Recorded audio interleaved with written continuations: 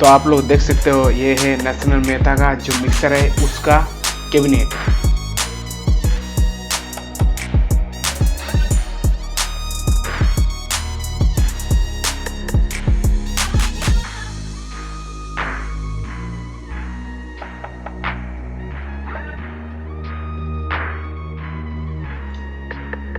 और यहाँ पर आप लोग इसका जो वायर है वायर रख सकते हो।